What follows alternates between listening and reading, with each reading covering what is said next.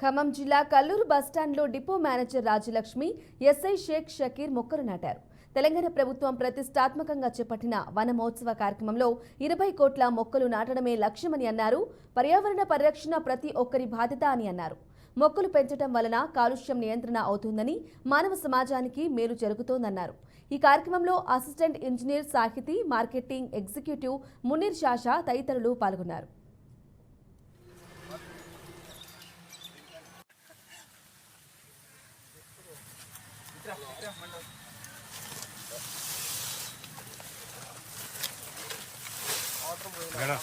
చూడండి ఒకసారి.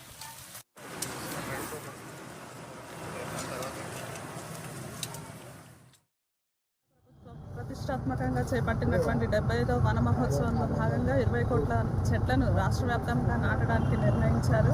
దానిలో భాగంగా టీఎస్ఆర్టీసీ సత్తుపల్లి డిపో పరిధిలోని కల్లూరు బస్ స్టేషన్లో ఈరోజు మన పంచాయతీ వారి సహకారంతో చెట్లను నాటడం అనేది జరిగింది. సమాజంలో ఉన్న బాధ్యతాయుతమైన పౌరులుగా ప్రతి ఒక్కరి బాధ్యత చెట్లని నాటడము, పర్యావరణాన్ని పరిరక్షించడము.